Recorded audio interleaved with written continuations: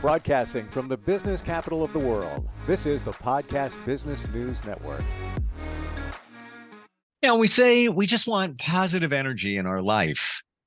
This gentleman embodies just that. Why would you want negative energy around you? And what is energy? We're going to dig deeper into that with an eye on the positivity. And that's really what he's about. Positively overcoming vast impossibilities. POVI. That's him. He is an amazing energy reader, Reiki practitioner, does meditation, sound bowls. He embodies energy. He's Jerry Mullen, and he's with us today. Hi, Jerry. How you doing? Hello, Steve. I appreciate it. Thank you very much. I'm amazing. It's great to have you here. I right away detect from you lots of positive energy, like very positive vibes. And I know that sometimes this can be a little woo-woo for people, when they hear all this. We do want positive energy in our lives, but I don't believe that everybody grasps the fact that everything is energy. Your energy, I'm energy. We're different energy. A piece of paper is energy. Chair you're sitting on, it's energy. Why don't we dig into that right away before we even get to the positive side of things? Your spin on energy, your thoughts. It's everything, but we've never been conditioned to slow down and be aware of it, to notice it. Our thoughts, our words, our feelings, and our actions, we're told to just hurry up. Your worth and value is tied to your productivity. So if you're not out there just moving and generating in a frenzy, you're not really productive. And that's the counterintuitive part. If people would recognize, let me slow down a little bit. What am I thinking? What am I feeling? What does my self-talk like? And how do I choose to show up in this second? Most people, they're looking past the second and they're like, okay, I've got X, Y, and Z to do. And they're not focused on being in the moment. And so when people can slow down and they recognize, okay, everything has energy. I may not be the center of the universe, but I am an integral part. So I just have to mind my lane. I'm not responsible for fixing or saving or fixing the world, but just doing my part every second of every minute. My guidance puts me in that clog of life where everything just seamlessly goes together. Everything happens for divine purpose.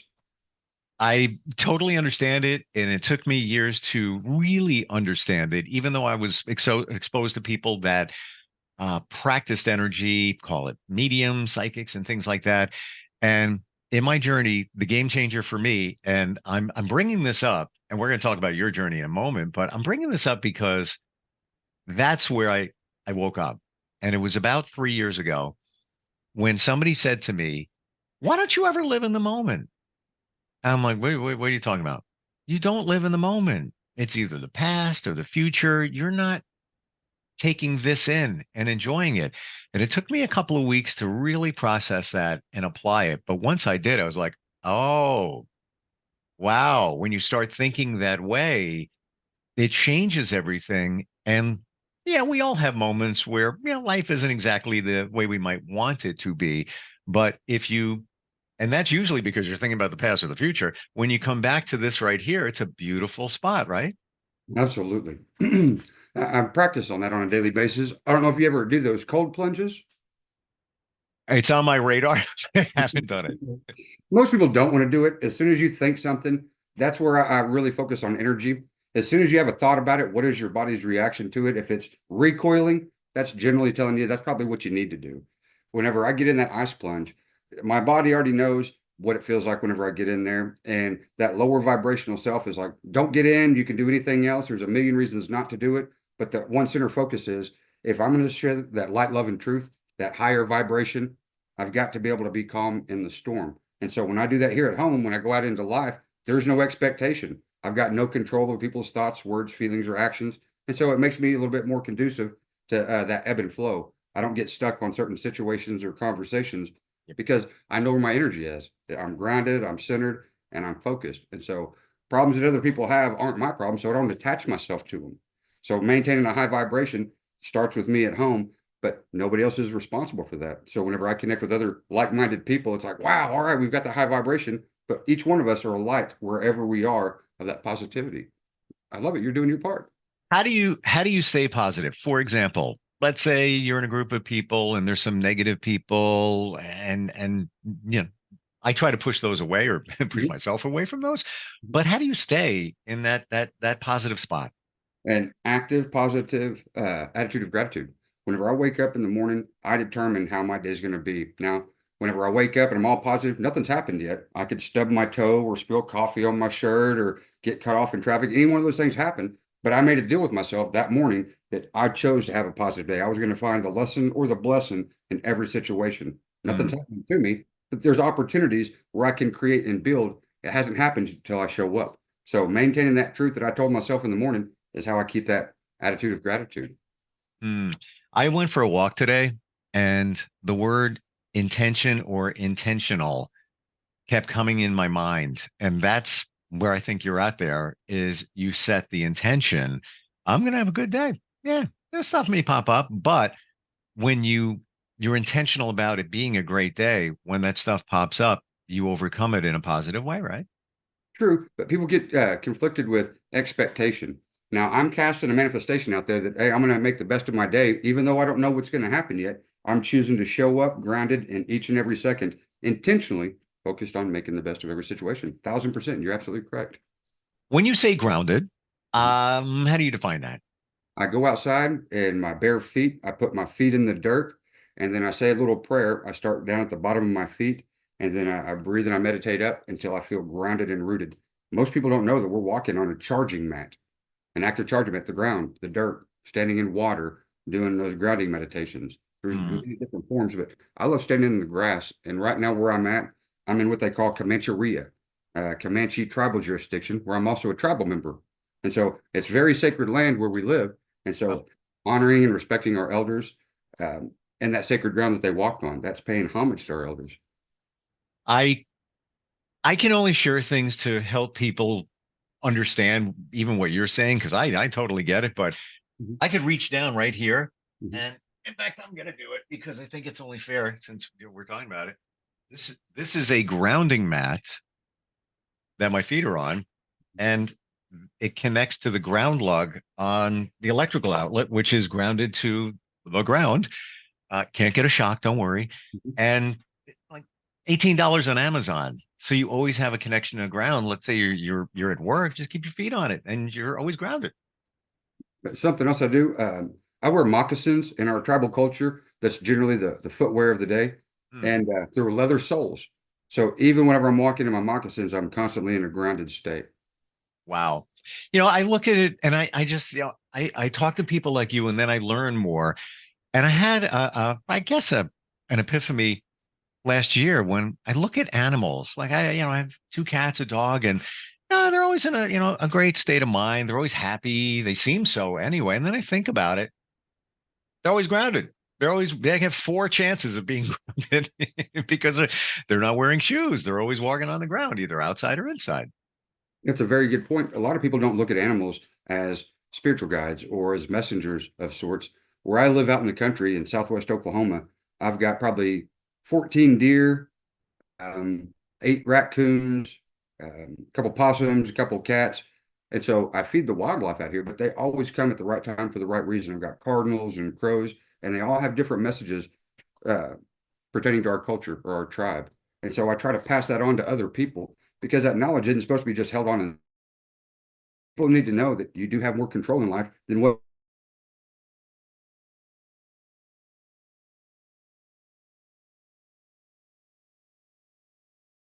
I think we have an internet connection challenge here because Jerry just froze up. Uh, I'm sure he's grounded, but apparently we have a connection issue. So what we're going to do is take a short break and come back and catch up more with Jerry Mullen and talking about positive energy. Oh, I think you're back. I think you're back. Hey there. Don't touch anything. Mhm. Yeah. Can you hear me? I can't. Perfect. Yeah, that was odd. It kind of froze up for a sec. Um, Tell us about your journey. Talk about a tribe and your location and all of that. How did you get to the point where I'm going to call it the purveyor of positive energy? Very challenging. Now, in our tribe, in order to make a traditional introduction, you have to go back 10 generations. We never had that. My fifth generation grandfather was kidnapped by the Wichita tribe, and he was branded as a slave, and he was sold into slavery in Texas. When the U.S. Cav was doing a raid, they come across this Indian family and saw this little baby, and so Captain Jack Mullen took him, adopted him, and then he got transferred to Fort Sill, Oklahoma from Fort Sam Houston. and he reconnected with his tribe. So reconnected tribal lineage, but it was lots of hard work. Grandpa, my great grandfather, was the first in our area to go like 19 oh something, 1910, 1911. And so all that hard work, they weren't so connected with our tribe and our tribal ways and that grounding and the meditation. And so then my dad comes along, same way, hard charges. You got to get out there, you got to work every day, 3 or 4 jobs, taking care of the family. And then whenever it came to me, my dad didn't know what to tell me. He goes, look, I'm kind of rough and tough. Your brother's kind of rough and tough. You're a talker. So if you can avoid conflict or whatever, do that. And it was like, no, I want to be part of this. And so I spent a lot of my life looking for that masculine alpha male energy, getting into law enforcement, a bounty hunter, private investigator, skip tracer, process server. And then I started producing rodeos. And it was like, I wanted that connection and being around people, but I didn't get to the truth of me. Why am I doing what I'm doing? What will it mean? Will I get it? And is this really what I want to do? I had to stop, completely ground myself and say, okay, let me answer these 3 questions and then trust that each second that I take a step, I'm going to be met with an answer, with a sign, with a synchronicity. And so I started traveling that path. Now, like a lot of people that remember or they awaken to their gifts and abilities, their family is like, what's going on with you? You're acting different. You're talking different. It's like, you are different. You're stepping into your true self versus all of those preconceived molds that society puts on us. Well, you're a banker or you're a fisherman or you're a cowboy or you're a farmer. No, we're not those roles. You're trying to put us in a box. Whenever you don't have those limitations or boundaries, you can inspire, motivate, and encourage other people just by living in your authenticity. So whenever my path showed up, and it's usually at some of the worst times in life, I was leaving a relationship, I was driving out of town, and I was like, wait a minute, am I being a coward? Am I running away from something? And then I was like, look, if there is anything out there, angels, ancestors, spirit guides, show me. I have complete no knowledge. Show me that there's something that I can believe in. And I'm not kidding you. An eagle was flying beside my window. I'm driving 85 mile an hour down the interstate, leaving Iowa on my way back to Oklahoma. And I looked at the eagle and I was like, okay, that was a very specific sign. And it stayed with me for a half a mile.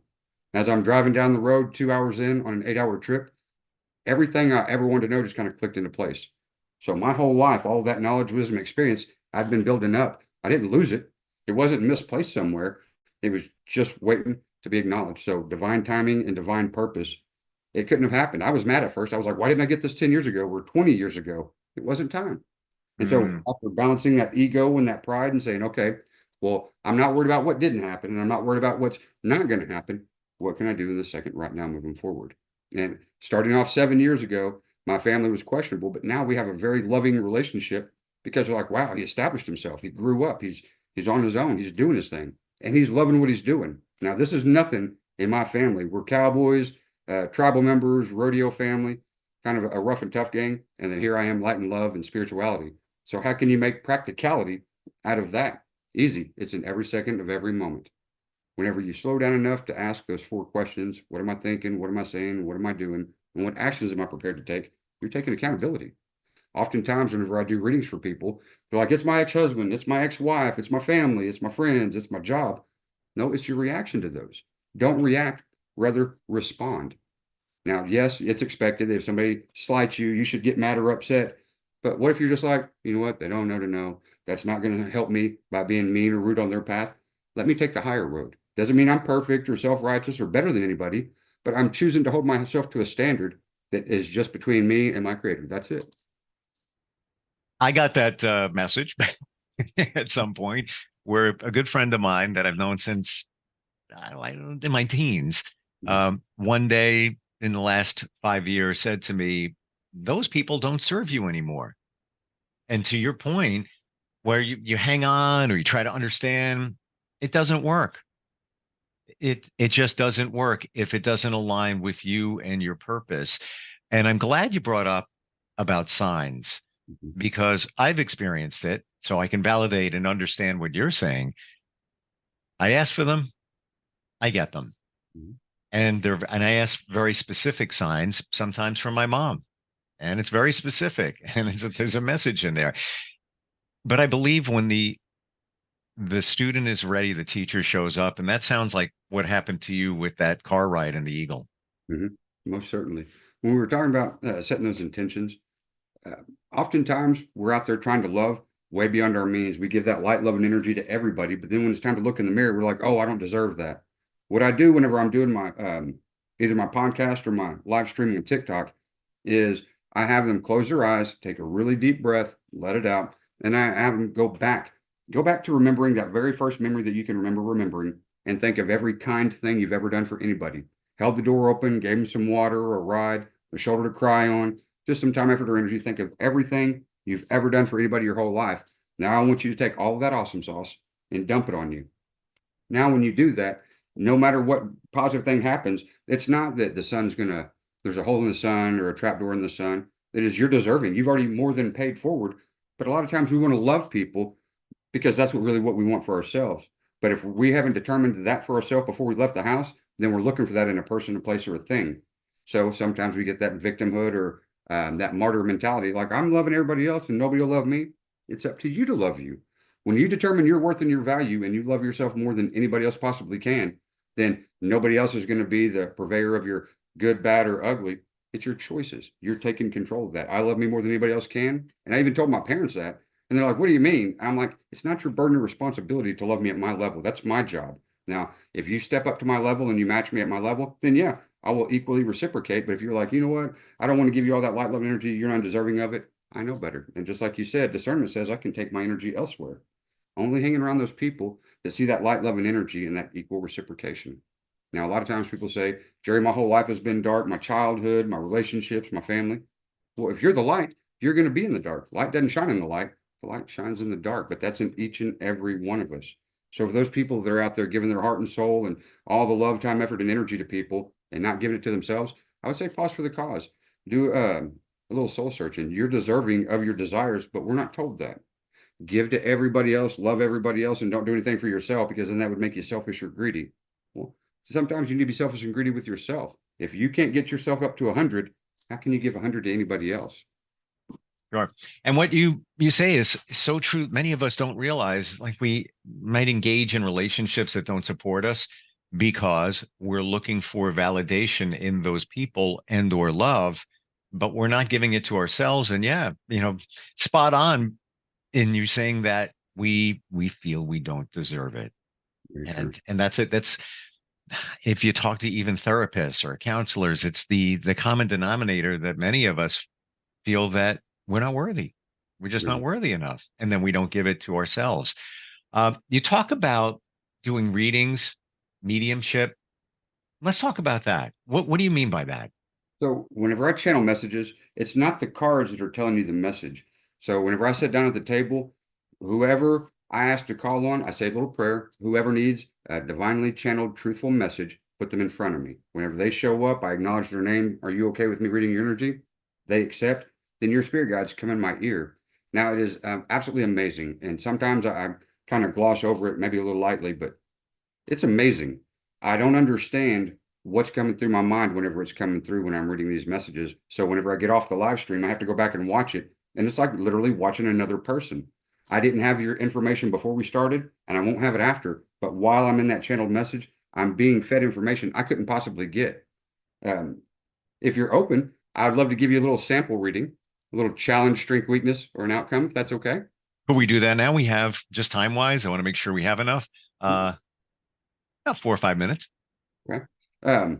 Very simple. So this right here is my master deck. This right here just gives a little bit of insight.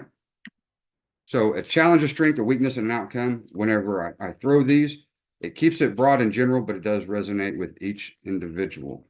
What is your challenge, your strength, your weakness, and an outcome? Bottom of the deck energy, you've got the clocks card. That is the clocks. You don't need more time. You're not running out of time. You've got divine timing, in the right time, at the right place, for the right reason. Now, a lot of times when we get that card, we feel like time is not our friend. It is, but depending on how you spend that every second of every minute. Your challenge shows up with that compassionate, mother, kind, loving, sensitive woman, a very fair woman. And that card says that positive changes are coming when you are open and receptive. Now, we were just talking about that. If you're always giving, giving, giving, and never receiving, it creates an imbalance. Little note to mom there. In your strength position, it is time to approach life with a childlike wonderment and trust in your new beginnings. Now, oftentimes when this card shows up, well, nothing great's ever happened, so it may not happen every second is one more chance to turn it all around. In that weakness position, and only the professionals get this one, that is the whip. And that relates to arguments, strife, and conflict, repetitive thoughts, feelings, behaviors, or memories that no longer serve us. Everybody has that stinking thinking, but it's all about your truth. When you tell the truth to you, like when I get in that ice bath, right before I step in there, my lower vibrational self is like, don't get in there. We can do anything else. Let's go watch a movie. Let's go eat some bonbons. But my word was, I'm going to do this for my betterment. And so I'm not backing out on my word, follow through. The outcome card is the bouquet. That is the embodiment of female empowerment and a partner who pushes everything to extremes. It is time to receive that bouquet and only refer to yourself as your highest vibration. Now, when we talk about ourselves, we don't always tell ourselves in the highest vibration. So when you use words like beauty, contentment, abundance of love, grace, joy, recovery, healing, wellness, wishes granted, and great grace, we are being kind in our mind, and we are open and deserving and receptive of that reward for never giving up. When you put down that whip that no longer serves you, now you can approach life with a childlike wonderment and trust in your new beginnings. Right now is the time. Question for you, and thank you for that. That bouquet of flowers, what kind of flowers were they?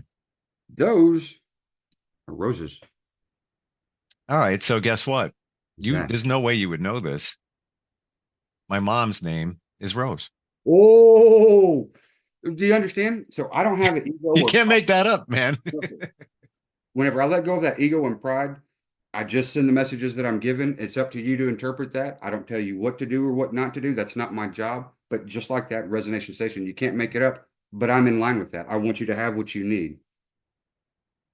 I was just talking about when I ask for a sign, she sends one.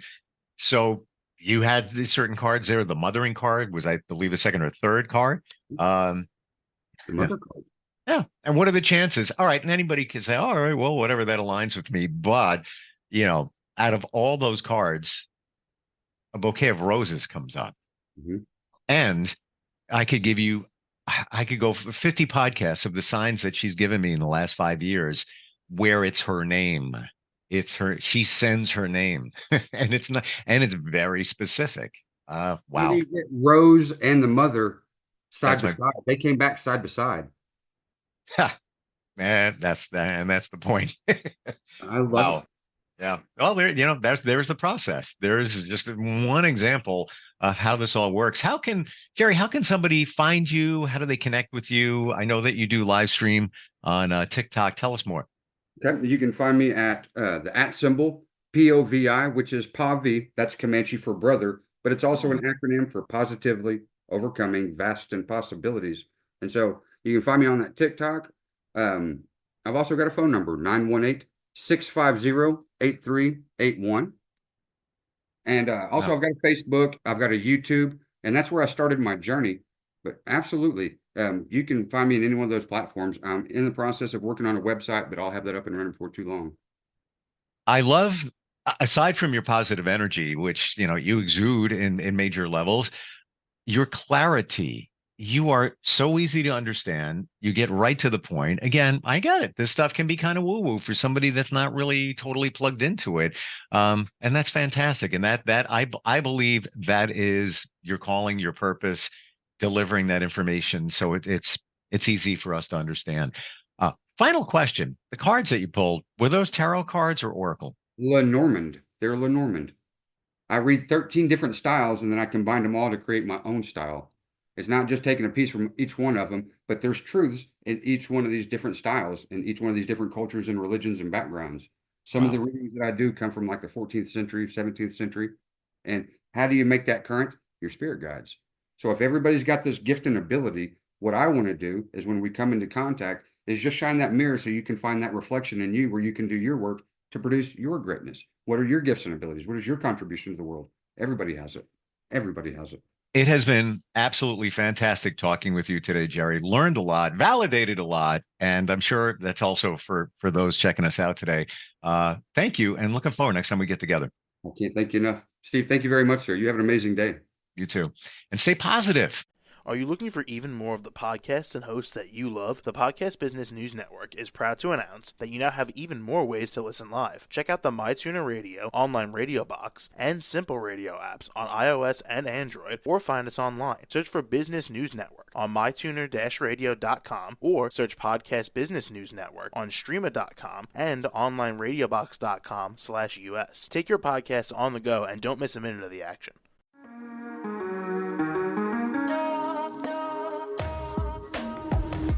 Broadcasting from the business capital of the world, this is the Podcast Business News Network. For nearly 2,000 severely injured veterans, everyday life has become filled with barriers. Day-to-day simple tasks can become pretty daunting. I have to carry my chair up 2 flights of steps or have somebody do it for me. What scares me the most is just the falling. When I'm struggling with my house, I think, to have that one great barrier just knocked down, it's crucial. Home for Our Troops is a wonderful nonprofit that builds a Mortgage-free, fully adaptive, handicap-accessible house. And there's no catch. It'll be our very first home that we've ever owned. This is a game changer. This is where your life begins again.